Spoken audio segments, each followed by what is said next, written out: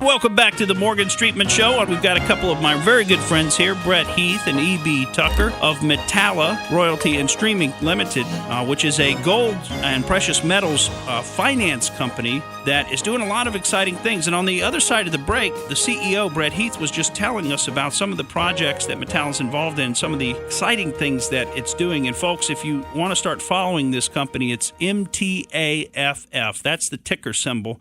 And you'll see, I mean, they have a press release about every week. They're doing a new deal. They're acquiring a new royalty. So there's a ton of exciting things going on with the company. And, Brett, I wanted to give you just kind of an opportunity to kind of recap that and bring it home for us, what Metalla's got planned for the future. Thanks, Morgan. We have a very unique business strategy here. You know, we collect checks from mining companies that mine gold and silver. Right now, in the last 2.5 years that we've been in business, we've acquired 43 of these assets. So that's 43 times more likely that investors get, you know, more upside surprises with discoveries. You know, that's more leverage. Mm-hmm. Every dollar that the gold and silver price go up adds more cash flow to the company, and returns will, you know, drive dividends. It's just a fascinating way to get exposure to gold and silver. And, you know, we've been able to grow this and, you know, make it quite a success over the first couple of years. And we look forward to continuing this over the next couple of years as really we're just getting started. Yeah, well, as one of your shareholders, I want to thank you guys because you're doing great things for the shareholders. And, you know, I'm expecting big things for the future because I know you guys so well and I've been involved with you for so long. And I see that you're really in your element in this business, and I'm expecting the stock to just keep growing and growing from where I sit as an investor and as a shareholder. So I appreciate you guys' hard work, and you know, and I know now's kind of the key time when the gold price and the silver price are suppressed, and they are suppressed from where they should be because, like we were telling you earlier, everything else in your life is inflated. A gallon of milk is now $5 when it used to be $1. But gold is kind of traded in a range, and it hasn't experienced that same inflation. So what we think is that may be coming one day soon. Once that comes in, you're not going to believe what you see because it's an under-owned asset. And when people flood into it, it's very hard to get it. Right. And so and that's exactly the setup that you see when it goes just completely nuts. You get ready for that. And you know when it starts to go gangbusters and everybody's going to be trying to get into it, you know what people are going to do? And this leads us right into our Out There segment today. People are going to jump on eBay and start buying gold coins from some seller on eBay because they think they're getting a deal on it. Don't do that, people. Yeah. Please don't do that. Yeah, because you know what we want to tell you about in our Out There segment today, and you wouldn't think this would even be possible. You wouldn't necessarily think that it would be profitable, but when you think about the fact that an ounce of gold runs, you know, it's about, what, $1,350 right now, round numbers, thereabouts, $1,300. You know, that's an ounce of gold. Maybe it's been as high as about $1,850, $1,900 back in 2011. But, you know, a single gold coin, that's what you pay for it. And you'd think, who has the time and energy to counterfeit a single gold coin?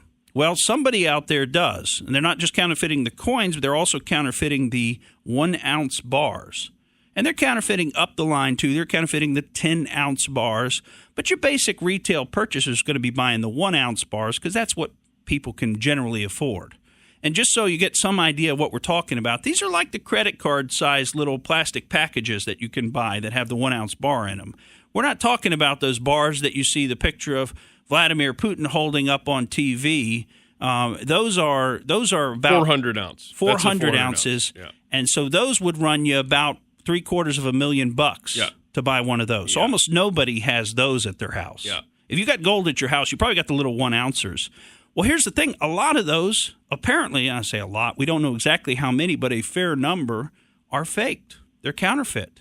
Well, I've seen these personally and spent a lot of time working on this. I mean, you see it a lot in the 10-ounce as well because the 10-ounce is big enough where you can put tungsten in the middle. Okay? Yeah. It's a similar weight and similar kind of density, and so you can put tungsten in the middle, and then it's covered in gold. Essentially, you bought a tungsten bar that's gold-plated. Yeah. So that's a big problem because tungsten is a lot cheaper than gold per ounce.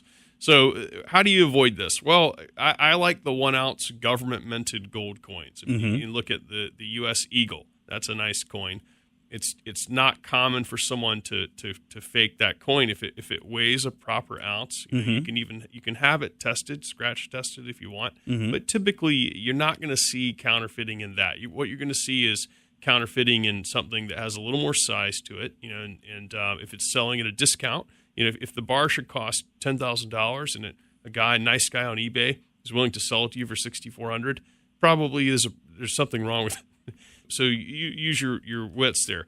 But one thing people could consider is if you buy these U.S. Eagle, Canadian Maple Leaf, Austria makes a nice Philharmonic coin, and a Krugerrand, South African Krugerrand is a nice coin, which is actually an alloy, so it's got some copper and other things mixed in, so it's more durable. If you stick with these common coins, you're going to avoid a lot of problems, and you want to make sure you're buying things that you can feel comfortable with. Well, and so if you are going to buy physical, you got to go to a reputable dealer. You can't do that kind of transaction on eBay, which, like you say, is where a lot of people try to save a couple of bucks here and there. Yeah, you don't want to save money in life on things like your dentist or your heart surgeon or your gold dealer. Okay, so these are the things that you want to pay full ticket on this stuff. That's right. Yeah, that's right. So if somebody was out there wanting to buy, I mean, they make these systems that could actually test the metal. I mean, because I've even heard some inklings and I've seen some reports. Now, this is going back a few years when the gold price was higher, which, like we said, I think encourages counterfeiters to get involved in a market. But I had even seen that there was apparently somebody faking some of those Krugerrands. Pretty convincingly, apparently. It's possible. Yeah. You can definitely do it. I think the incentive is not there to the same degree with the Krugerrand, because you have to then press the coin and do all these things. So the incentive is there with certain products over others.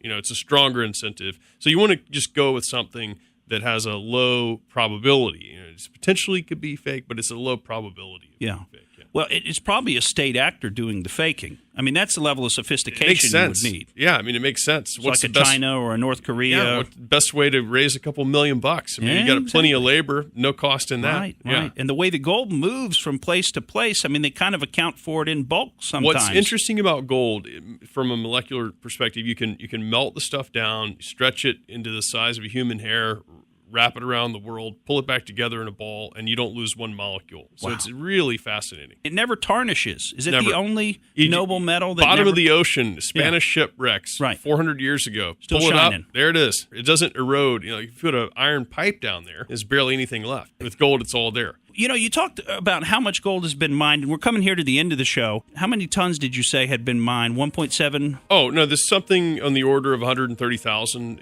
above ground in the world. I mean, it's like an Olympic swimming pool full. An Olympic swimming pool, right. That's what I wanted you to do. Give us a word picture. An Olympic swimming pool, you fill that up with gold, and that's all the gold that's ever been mined in the history of the world? That's it. Wow. Because all of it still, unless it was in a shipwreck or something happened, it's all here. That's amazing. Yeah. Well, folks, go out there and check out Metalla, MTAFF. Check it out on the web. Very exciting things happening. Folks, wanted to thank our guests here, E.B. Tucker and Brett Heath, for joining us. This has been the Morgan Streetman Show, and that's the way I see it. Thank you for listening to the Morgan Streetman Show. We hope you enjoyed what you heard, and if you did, please click like and subscribe to help us out. And remember that we recommend that you exercise your brain at least once a week.